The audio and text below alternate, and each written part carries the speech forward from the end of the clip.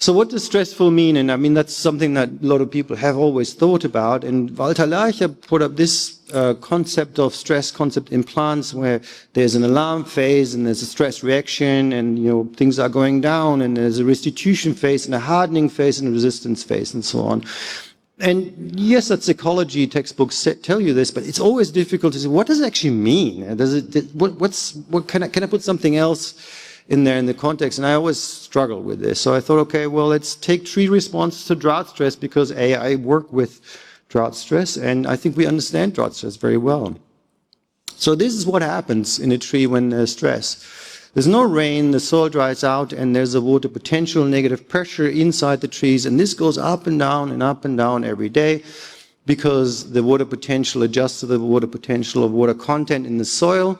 And then as the leaves are opening stomata and losing water during the day, the pressure inside the tree dips, because there's not enough water quickly enough transported to the leaves, and therefore there's this negative pressure that builds up. And as the soil dries out, we're getting a more and more buildup of this negative pressure. So water potential measures water stress.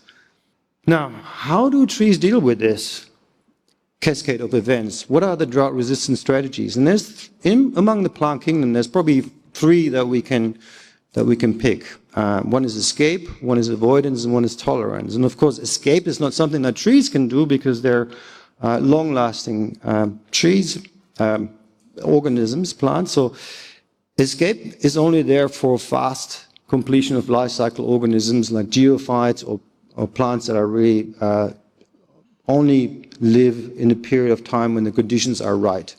The geophyte only is there when the conditions are right, and then the vegetative phase goes back in its bulb and comes out again when it's right. So it escapes a stressful period. It's not tolerant at all.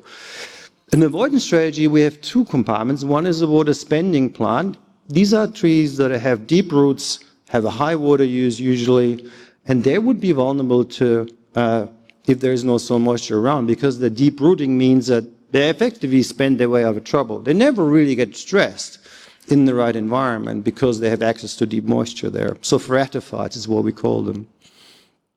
Then we have water savers. These are also avoiding water deficits, but they do it by different means. So they have small leaves, they have sometimes internal water storage organs, and they have low transpiration.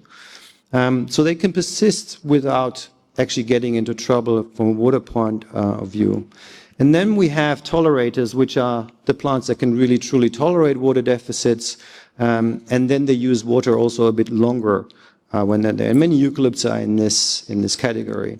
Okay, which tree is stressed? Trick question again. Is it the left one, the right one? One of them is more stressed than the other. We don't know, but we can measure it. So we can go and measure water potential and stomatal opening and photosynthesis, and the left tree here has a high water potential, it has open stomata and a high photosynthesis, and the right one there has a low water potential, so it is stressed, therefore its stomata are closed, has a low value there, and has a low value for photosynthesis. So the left one is happy and the right one is stressed.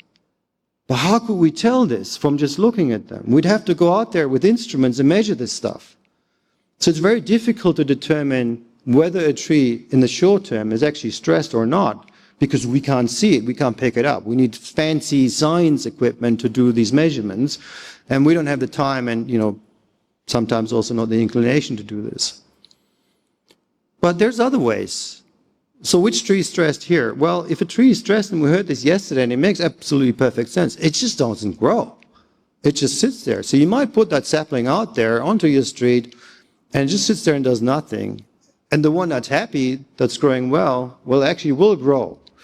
So yes, we can take tree growth or canopy expansion as a measure of stress, because if a tree is chronically stressed from whatever it is, maybe it's the root bound, maybe it doesn't have enough moisture, maybe there's something wrong with the nutrient concentration, maybe there's salinity, whatever it is, if there's something that's limiting the tree, there will be a reduction of the resources that it can use, and it will have a lower production, so it just doesn't grow very well. Or something that we can also see, it just looks shitty. So this is Greg Moore's assessment from yesterday, where you have all of your sort of assessments that you can do in your park, and you walk through it. You can look at a tree canopy and you'll find out, well, that canopy doesn't look good. There's dead branches sticking out. That's just not right. So stress will lead to poor form. We'll have failure of limbs, there's less leaves in there, and dead branches and so on. So if we get repeat stress events, whatever it is, there's a poor vitality of the trees. So we can use this information as practitioners or as council workers or as researchers quite well. Because we don't need to go out there and measure the tree, but we can use the indices that the tree is stressed to tell us something about it.